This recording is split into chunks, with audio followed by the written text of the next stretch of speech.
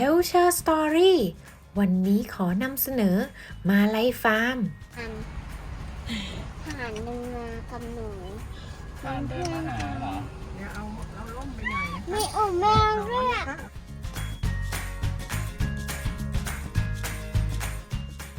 มาลัยฟาร์มตั้งอยู่อำเภอชะอำจังหวัดเพชรบุรี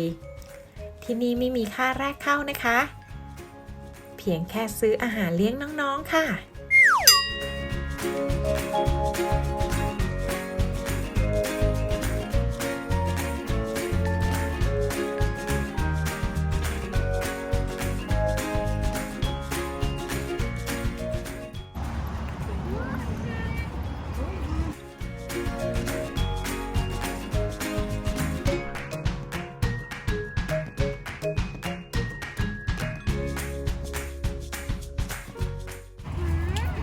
ไหนคะลูกม้าจริงๆด้วยนะ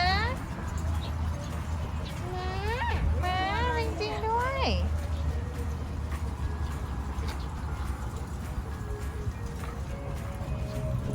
อ้าว มาถึงนี้กันไม่ล่ม เขารออาหารเชอบี้อยู่หรือเปล่าเนี่ยดูซิเขามองตาละห้อยเลย ๆย่ามาหน่อยนี่เชลินเอานี่ให้ มากินหญ้าลูก ถึงอีกเดินเข้าไป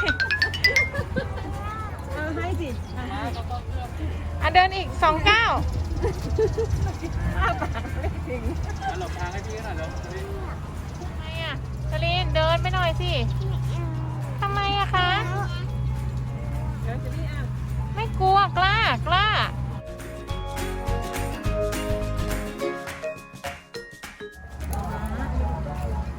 เอาแล้วอีกนิดนึงมาโลเกอร์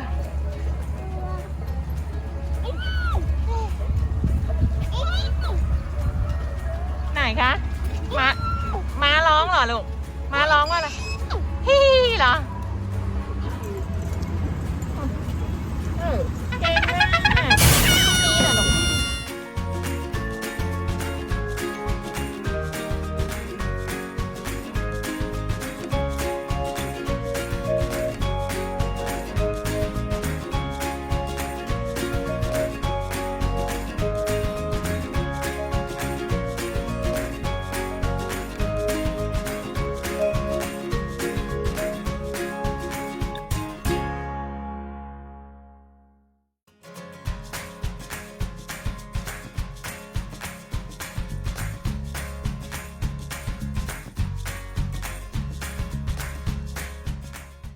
จับไหม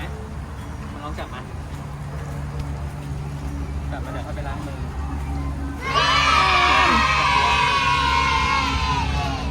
ฮะ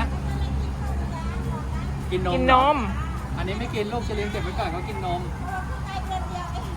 อ๋อเดือนนึงเหรอแล้วถ้าโตแล้วกินอะไรอ่ะโตแล้วกินอะไร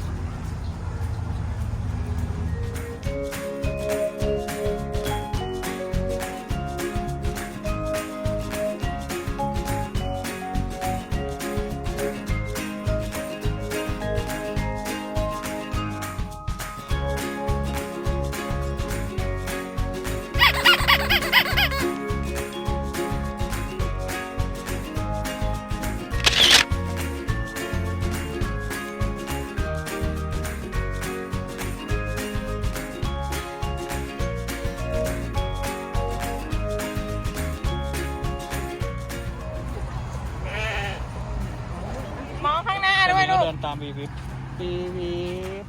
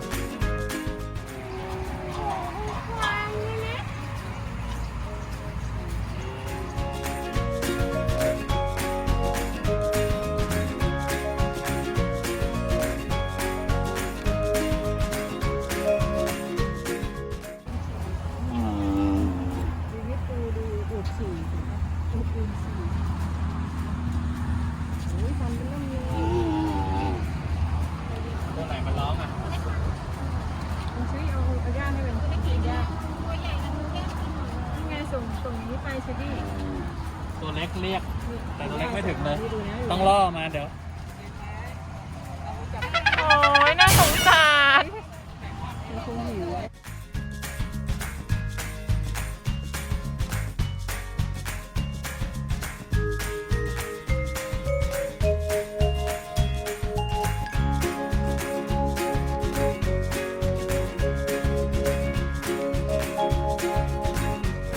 เชลเชลดูซิใครมา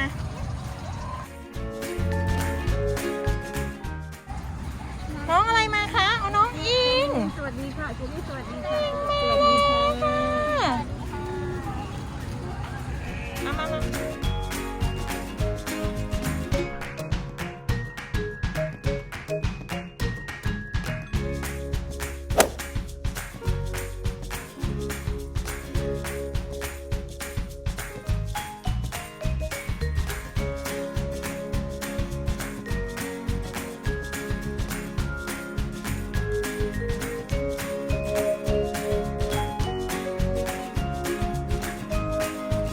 ไม่ต้องบอกเราซื้อว่าตัวอะไรเนี่ย นี่เดินมาทางนี้ค่ะไอ้ไหมคะไอ้ไหมเดินไปเดินไปเดินไปเดินไป เอาเลย เย้เชอรีน เดี๋ยวอันนึง วิวิไม่ต้องมองวางเลยอ่ะ อันนึงหมดแล้วเดี๋ยวจะเข้าได้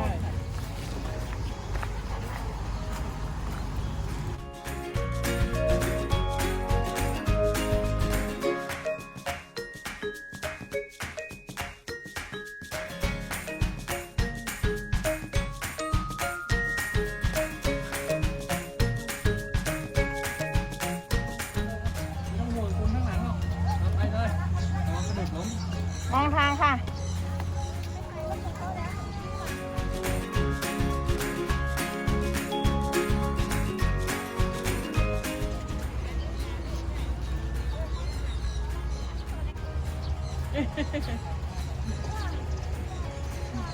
ย่องมากเลยลูก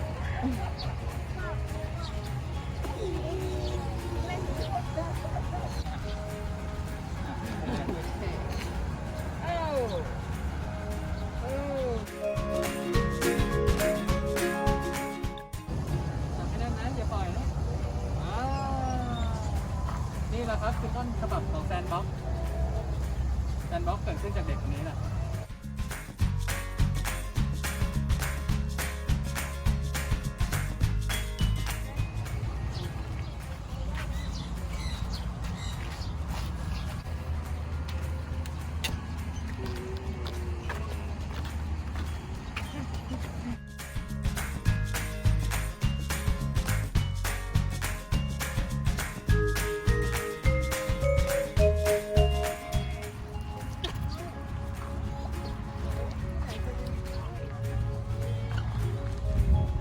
ไปไหน หนูจะไปไหนคะ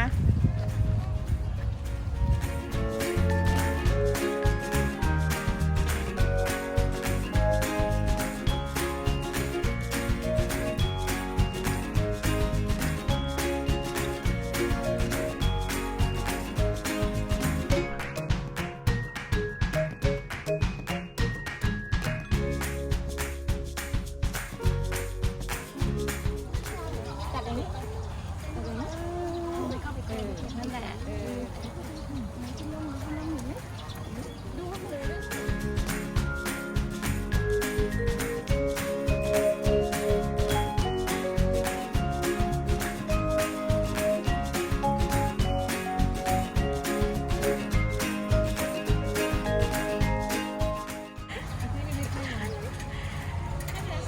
เชอเอาไหมคะลูกป้อนไหมลูก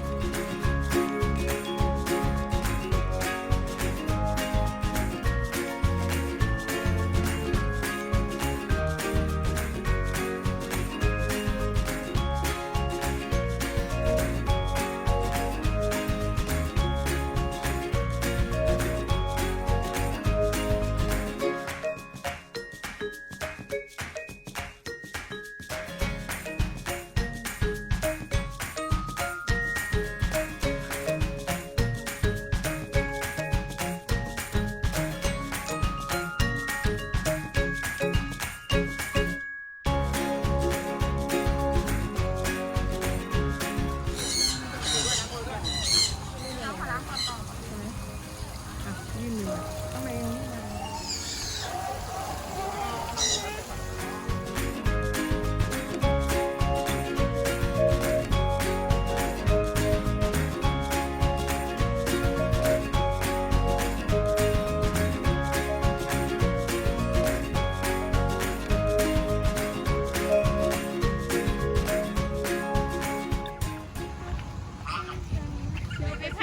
ยังไงคะ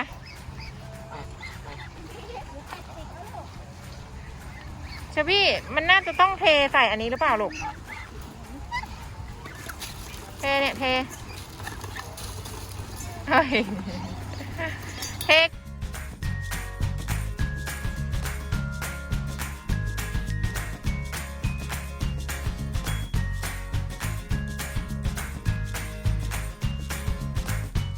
ไม่มีแล้วลูกแบ๋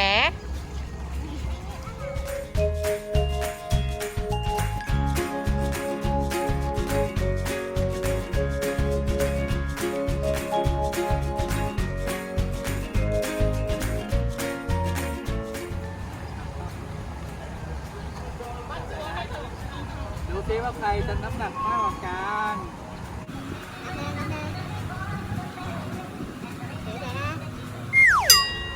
อย่าเพิ่งลงเจลินหนักกว่าเจเจ้หน่อยนึงเหรอ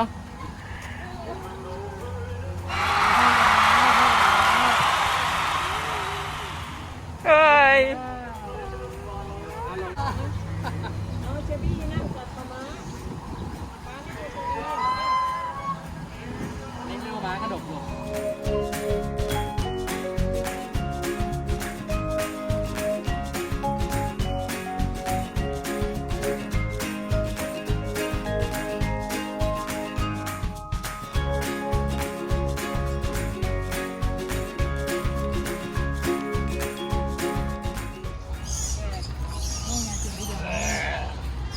แกะลูกแกะ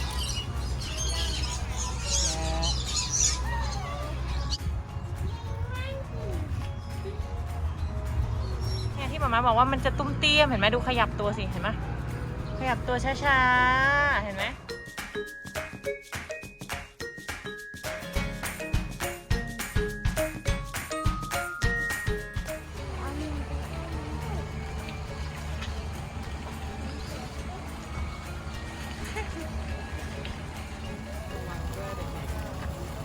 หลบลงไปแล้วเปล่าหลบ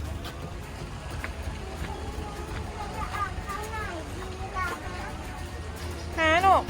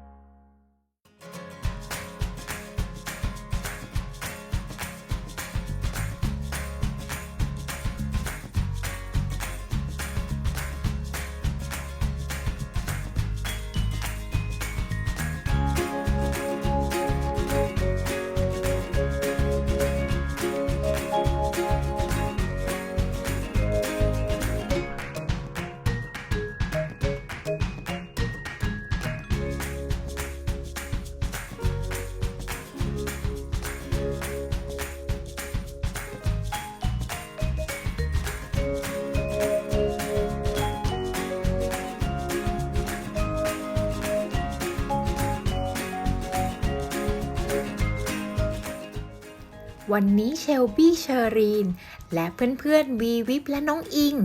ต้องขอลาไปก่อน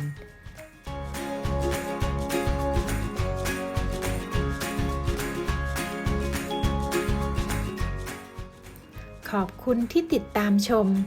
พบกันใหม่คลิปหน้านะคะ บ๊ายบาย